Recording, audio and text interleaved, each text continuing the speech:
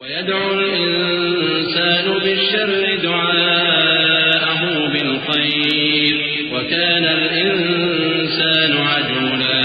وجعلنا الليل والنهار آيتين فمحونا آية الليل وجعلنا آية النهار مبصرة لتبتغوا فضلا من ربكم ولتعلموا عدد السنين والحساب وكل شيء فصلناه تفصيلا وكل إنسان ألزمناه طائره في عنقه ونخرج له يوم القيامة كتابا يلقاه منشورا اقرأ كتابك كفى بنفسك اليوم عليك حسيبا۔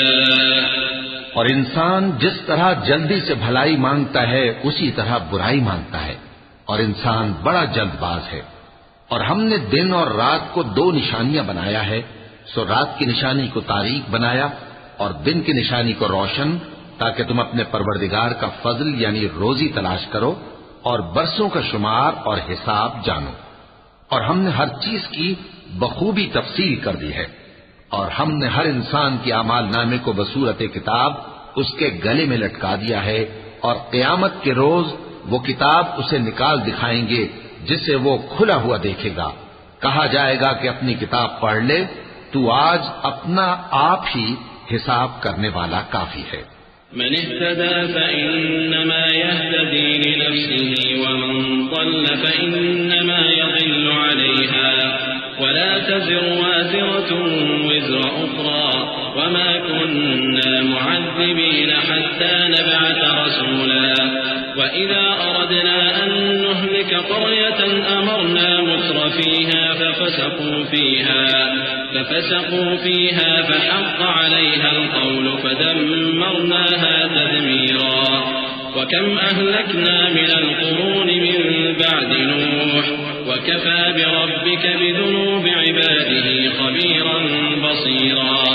جو شخص ہدایت اختیار کرتا ہے تو اپنے لیے اختیار کرتا ہے، اور جو گمراہ ہوتا ہے تو گمراہی کا ضرر بھی اسی کو ہوگا، اور کوئی شخص کسی دوسرے کا بوجھ نہیں اٹھائے گا، اور جب تک ہم پیغمبر نہ بھیج لیں عذاب نہیں دیا کرتے۔ اور جب ہمارا ارادہ کسی بستی کے ہلاک کرنے کا ہوا تو وہاں کے آسودہ لوگوں کو فواحش پر معمور کر دیا، تو وہ نافرمانیاں کرتے رہے، پھر اس پر عذاب کا حکم ثابت ہو گیا اور ہم نے اسے ہلاک کر ڈالا۔ اور ہم نے نوح کے بعد بہت سی امتوں کو ہلاک کر ڈالا، اور تمہارا پروردگار اپنے بندوں کے گناہوں کو جاننے اور دیکھنے والا کافی ہے۔ من كان يريد العاجلة عجلنا له فيها ما نشاء لمن نريد ثم جعلنا له جهنم يصلاها مذموما مدحورا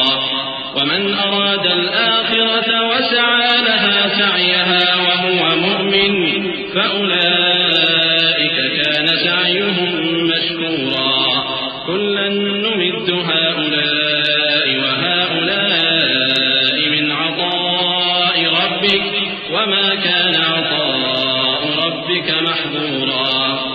انظر كيف فضلنا بعضهم على بعض وللآخرة أكبر درجات وأكبر تفضيلا لا تجعل مع الله إلها آخر فتقعد مذموما مخذولا۔ جو شخص دنیا کی آسودگی کا خواہش مند ہو تو ہم اس میں سے جسے چاہتے ہیں اور جتنا چاہتے ہیں جلد دے دیتے ہیں، پھر اس کے لیے جہنم کو ٹھکانہ مقرر کر رکھا ہے جس میں وہ نفرین سن کر اور درگاہ الہی سے راندہ ہو کر داخل ہوگا۔ اور جو شخص آخرت کا خواستگار ہو اور اس میں اتنی کوشش کرے جتنی اسے لائق ہے اور وہ مومن بھی ہو، تو ایسے ہی لوگوں کی کوشش ٹھکانے لگتی ہے۔ ہم ان کو اور ان کو سب کو تمہارے پروردگار کی بخشش سے مدد دیتی ہیں، اور تمہارے پروردگار کی بخشش کسی سے رکی ہوئی نہیں۔ دیکھو ہم نے کس طرح بعض کو بعض پر فضیلت بخشی ہے، اور آخرت درجوں میں دنیا سے بہت برتر اور برتری میں کہیں بڑھ کر ہے۔